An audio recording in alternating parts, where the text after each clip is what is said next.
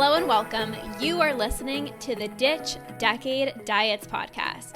I am your host, Lorna, certified food freedom coach and founder of the Ditch Decade Diets Academy. I've spent 10 years in an unhealthy relationship with food, binge eating, over-exercising, and feeling insecure in my body. This podcast is all about helping you get to the root of your food struggles and teaching you how to rewire your brain so you can end binge eating. If you're ready to improve your relationship with food and cultivate more self-love towards yourself and your health, this is the podcast for you. So let's get to it and jump right in. Welcome, you guys. Hi, Erin. Hey, Madison, Sarah Lynn.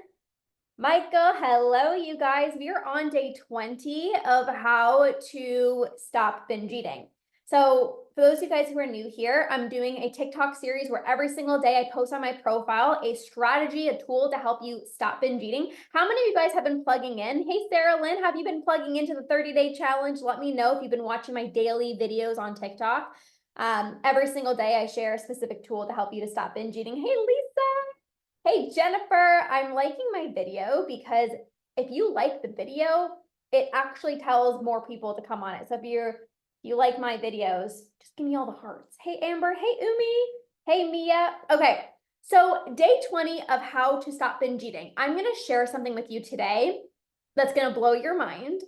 And you're going to think I'm batshit crazy for giving you this advice, but it works every single time with my clients when they do this to help them prevent a binge. So are you ready? I'm so freaking pumped. So what I actually want you to do when you are wanting to binge, and this is going to be backwards advice from what I've shared, but just hold on tight. You got to be here for the full thing. Umi's like, yes. Okay. What I actually want you to do is give yourself permission to binge. Now you might be thinking, Lorna, you're batshit crazy. You keep telling us if I keep binging, then I'm going to further ingrain this habit into my brain. Yes, but let me explain. When you tell yourself that you can't do something or you shouldn't do something, you want to do the opposite. If I tell you, okay, you can't have any more sweets, all you're going to think about is sweets, and all you're going to want to do is binge on sweets. If you try to tell yourself, don't binge, don't binge, don't binge, don't do it, don't do it, don't do it, it's like that Red Bull inside of you is like, I know I shouldn't be doing this. So I'm not even going to just like have like one bowl of cereal. I know that I'm messing up. So I'm going to go balls to the wall and I'm just going to mess up completely and I'm going to binge because I feel like I'm doing something wrong. That little rebel comes out and it's like, I shouldn't be doing this. So when I say give yourself permission to binge, I want to clarify. There is a difference between autopilot mode, being mentally checked out when you are binging, and having it be a productive binge. So let's explain the difference. An unproductive binge is like, hey, Solora. Hey, Debbie. Hey, Jenny. Hello, you guys. So an unproductive binge is when you're mentally checked out. So you're standing up, you're in autopilot mode, you are so disconnected from your body, you are just literally scarfing food down your throat, like you can't even taste the food, and you're most likely doing it in secret when you're home alone. That's unproductive. You're just mentally checked out. Versus when you tell yourself, okay, you know what? If you are wanting, you're feeling like this desire to binge right now, make it productive. I want you to sit down. You could have the ice cream, you could have the chocolate, but you're going to sit down. We're going to make this a productive binge. So you're going to actually sit down. You're going to like allow yourself to have what it is that you're wanting. When you do this, that rebel inside of you doesn't want to binge. When you tell yourself you can have as much ice cream as you want, you actually stop when you're full. When you actually tell yourself you can open up the cookie box and you can have as many as you want, you will stop after a decent amount. It's when you tell yourself you can only have one cookie that you want to spiral into a binge. When you tell yourself, oh, I really want to have these cookies right now, I really want to binge right now, but oh, like you shouldn't do that. It's like you literally want to do the opposite. So I've had one of my clients that I worked with, and she used to always binge on chocolate cake. Every single time she would binge on chocolate cake. And so I told her, I said, listen, I want you to actually allow yourself to have chocolate cake. Like, I want you to actually allow yourself to have it. And she's like, I'm just going to binge. And I'm like, allow yourself to have it. And I said, be present, sit down, enjoy the cake, like make it an experience. Instead of mentally checked out, autopilot mode, standing up, I want you to make this an experience. Sit down, maybe even like, light a candle, like make this an experience. Make this an experience. And so she sat down and she was really being intentional with eating this chocolate cake. And she said to me, you know what was so crazy? When I actually was paying attention, I actually realized that chocolate cake was really sweet. She said, I couldn't even finish it. I couldn't even finish it. Now, sometimes she would have the full piece of cake. Sometimes she wouldn't. But here's the thing, what I'm trying to get at. I just finished eating wings. So what I'm getting at is when you allow yourself to have what it is that you're wanting, it's like that rebel inside of you doesn't come out, and you're more intentional and you're more aware, so you can actually taste the food, right? It's like, what does this actually taste like? Oh, wow, this is really sweet. Versus if she said, oh, I'm not allowed to have cake, but F it, I'm just gonna have the cake anyways, she would have finished the whole cake, because when you're on autopilot, you can't taste the food. And so she was like, I actually realized that like chocolate cake is really sweet. And I did the same thing with almond butter. So almond butter used to be a massive trigger food for me. And I used to always tell myself, only 1 tablespoon, only 1 tablespoon, only 1 tablespoon. What would I do? Binge on almost an entire jar. And instead I was like, you know what? I really enjoy this. I'm going to actually allow myself to have as much almond butter as I want. I could not eat like more than 2 tablespoons, because I was like, it's so filling. And like, if I have more, I'm just going to be sick, and I don't want that. So again, giving yourself permission is not F it, I'm just going to binge. But it's like, I'm going to give myself permission, and I'm going to be very intentional. I'm going to make this more of a productive session. I'm going to sit down. I'm going to engage in all my 5 senses. And somebody said, why do I binge even when I'm full or I don't want to? Because so many different reasons, especially when you're full, that's when it's really easy to want to binge, because it's like, I'm already uncomfortable. So I might as well just binge. Like, I'm already so full, I'm already so bloated, like might as well take advantage of that. And even if you don't want to, like nobody really wants to binge, right? Like nobody wants to eat until they're physically sick, but it's so habitual. And those urges are very strong and very demanding, where it makes it feel like you don't have a choice but to give in. So again, going back to this whole concept of giving yourself permission to, you're so welcome. Giving yourself permission to actually like, and I don't want to say give yourself permission to binge, but it kind of is that. Like, when you just allow yourself, like if you're wanting to binge and you actually say, you know what, I'm going to do it, and I'm going to sit down and I'm going to make this an experience, I guarantee that you will not eat until you're physically sick. Next time you're wanting cookies, literally tell yourself, you can have the whole box if you want. You will not eat the whole box, because you're like, I don't want to. Versus you can't have the whole box, only one. You end up having the whole box. This is the way that it works. Hey, Tam, thanks for the follow. So any questions, you can drop them down below. Let's see here. What do I do when after eating a full meal, I want to eat something sweet, but nothing I try helps? So you got to have something sweet. This is it.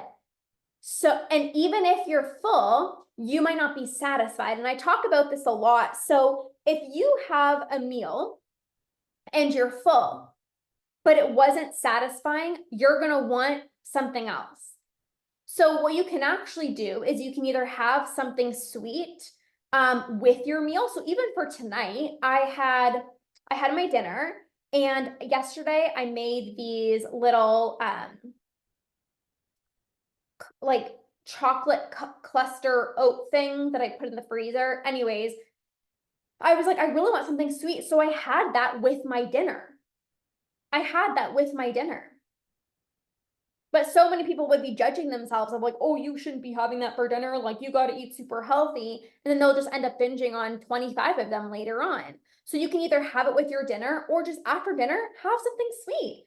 And again, when you know that like it's not that big of a deal and you're satisfying a craving, you're not going to go to town and binge.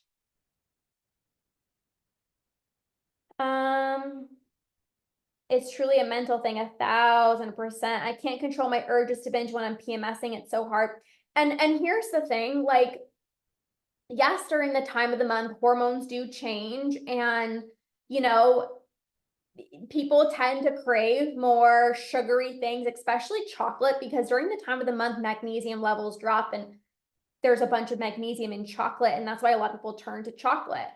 But what I would say is, number one, like, remind yourself that it's literally like one time a month, like it's not the end of the world. Number two, what I would say is do not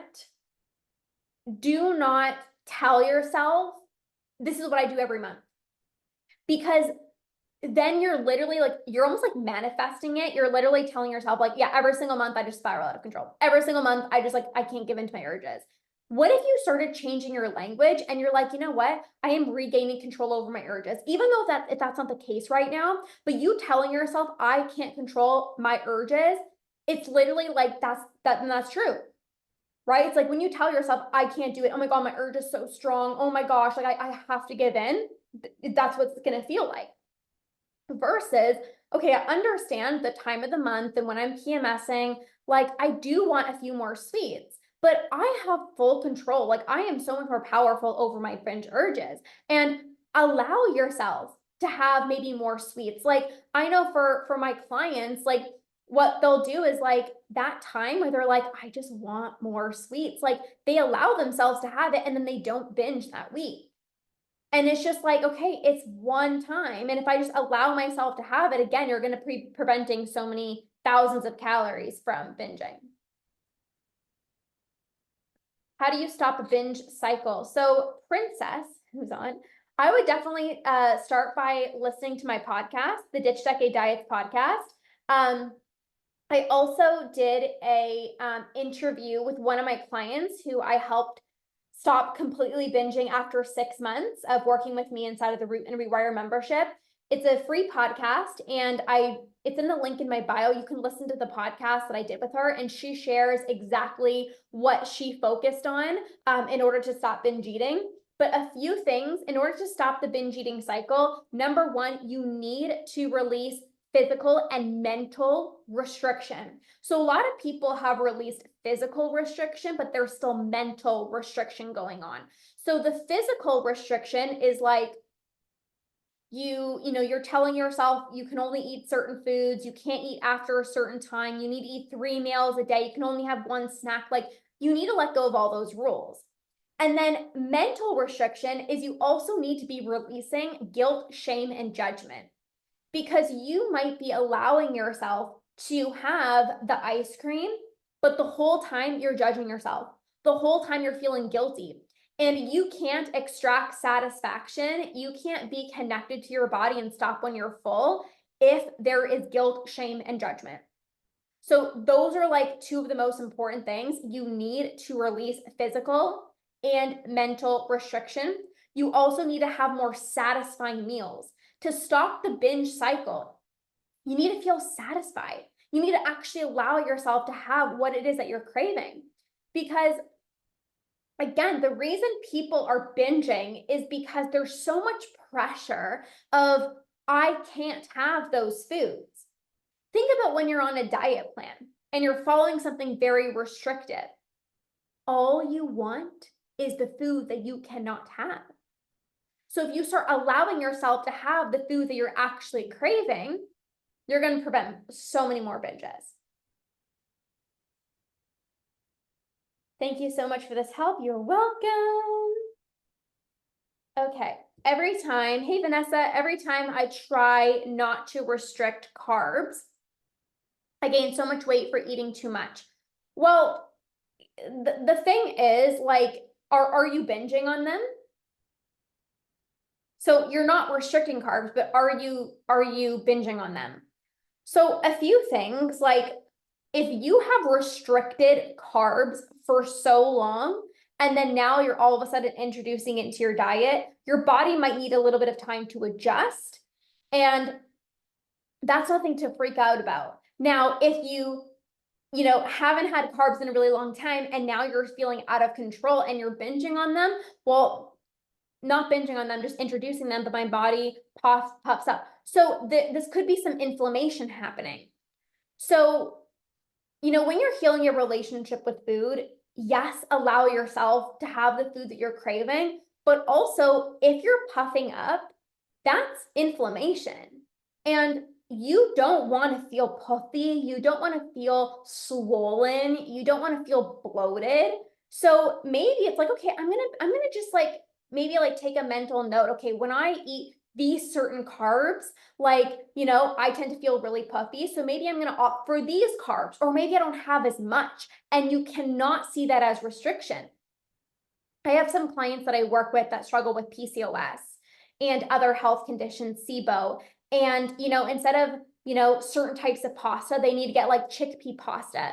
Instead of certain like breads, they have to go with like Ezekiel bread. And there's nothing wrong with that, especially, you don't want to feel that way. So you can still have carbs, don't restrict yourself, but maybe it's having a little bit less. And again, not in the sense of like, oh my God, it's bad if I have carbs, but you don't want to feel that way. So play around with maybe quantity, but also maybe try out different brands. Like I said, like some of my clients will get like chickpea pasta, red lentil quinoa pasta. So just maybe some other like substitutes. And again, it's not diet culture. You can't have this. It's like, no, I want to respect my body and I want to feel amazing in my own skin. And you absolutely deserve to feel that way. And I'm just going to make tweaks. Even some clients that I work with that can't do dairy, they might be able to do like half a cup of yogurt, but as soon as they have a full cup, they're puffy and they're bloated. Some of my clients are like, okay, I can do cheese, but I can't do yogurt, right? So this is like trial and error of really seeing what works best for you. Thank you for sharing this important information. It's so helpful. Oh, I'm so glad. Okay, last minute questions. Is there anything else? Hey, Michelle, Lexi, Tori, Jasmine, Sadie, do you guys have any questions? Seaball? Seriously, this has been so great. Amazing. Well, definitely check out the podcast as well too. Go to the link in my bio. I did an interview with one of my clients, and like I said, I helped her completely stop her binge eating in 6 months inside of the Root and Rewire membership. So if you want to see, what we really worked on together, I think that will be really inspiring for you guys as well too. Okay, amazing, you guys. All right, well, have an amazing rest. Oh, I forgot, I have to do the giveaway. I said I was going to do a giveaway today. Okay, let me pull up my sheet. I promise that I'm giving 2 people 3 masterclasses for free who rated and reviewed the podcast. So I'm going to go to random number generator. And I'm going to do the giveaway. You can still enter. All you need to do is leave a rating and review of the Ditch Ducky Diets podcast. And then 2 people each week win 3 master classes with me: how to rewire your brain, how to stop eating when you're full, and how to transition yourself out of binge eating. Okay, let's see here. I'm gonna do the giveaway. Okay, so this is one. Just putting all the people in. Okay, so the 2 winners are, I'm just pulling it up here. Okay, number 1 is love_is_in_the_air on TikTok. You're the winner. And Paige_Falca_. So I will message both of you guys. You guys both won those 3 master classes with me: how to rewire your brain to stop binge eating, how to stop eating when you're full, and how to transition yourself out of binge eating. I've already given away 6 of these. I will give 2 more away next week. Like I said, just leave a rating and review on the Ditch Decade Diets podcast, and then just message me a screenshot on my Instagram, and I will choose 2 more people next week. This is so much fun. This is so exciting. Jasmine says, I'm trying to help my binge eating with eating healthy. Never done that in my whole life. So ending binge eating is not going to be fixed by eating healthy. So you can still prioritize nutritious foods, but to end your binge eating, you got to change your thoughts. You got to rewire your brain. You got to change the way that you're speaking to yourself. You need to have more satisfying meals. You need to start honoring your cravings. So eating healthy is amazing, but it's not what's required to stop binge eating. Ending binge eating, it requires very specific tools to help you become less impulsive. When you're binge eating, there's so much impulsivity.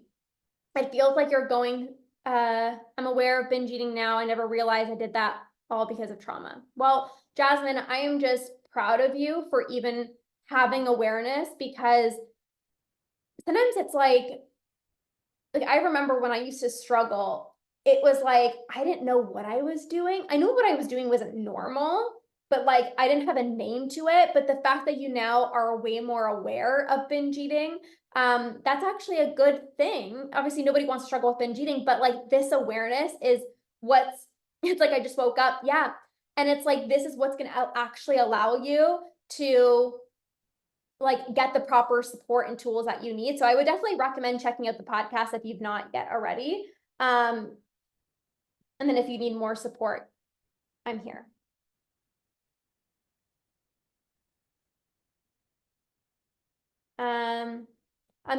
Hey, Gabriella, I'm getting better, but there's so much pain when eating alone in the darkness. Can you elaborate? Like, you mean there's so much pain, meaning like you're eating until you're physically sick? Or is it like elaborate what you mean by that? Or are you talking more about like,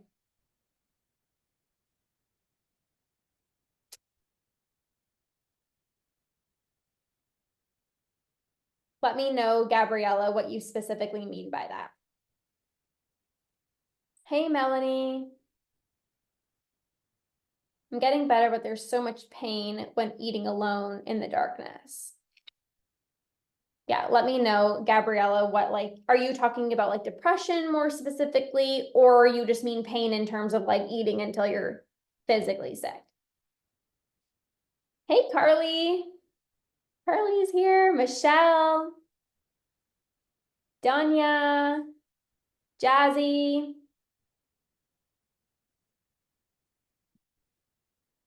All right, I'm gonna wait a few more seconds here. Gabriella, if you're able to type. Oh, okay, pain in terms of guilt and depression. Yeah. So I was just talking about this yesterday, and when you are struggling with binge eating, there's so much shame, guilt, embarrassment attached to it that often people isolate themselves because it's like nobody else is doing this. Like, I need to hide, I need to isolate myself. But then that creates depression, that creates loneliness because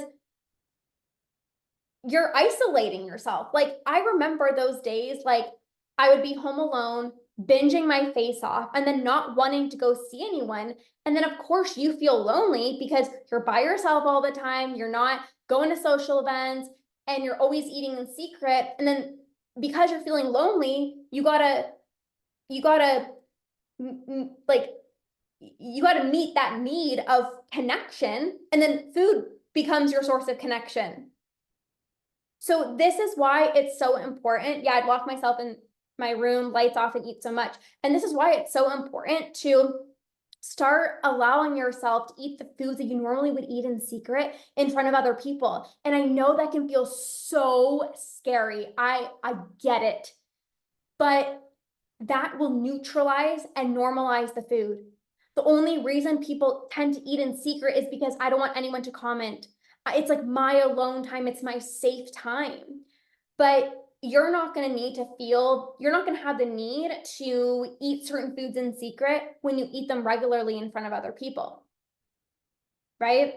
So I know this whole cycle is challenging, but it actually is, like, you're so much closer than you realize. With a few simple tweaks that we can make together, you can break free a lot sooner than you realize. Jace says, JC, is it JC? Gabriella, makes sense. Thank you. I'm trying so hard not to binge. Gabriella, message me on my Instagram if you want to chat about getting some support, because this is what I see a lot. Jace, I will go back to your question, or JC.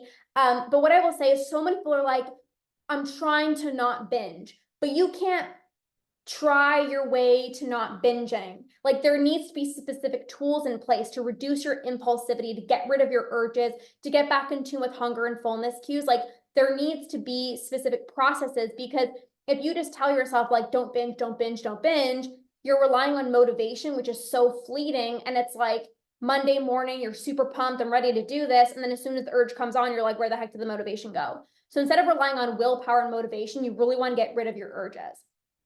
Okay, Jason, how can you begin to navigate intuitive eating when you feel so disconnected from your hunger and fullness cues?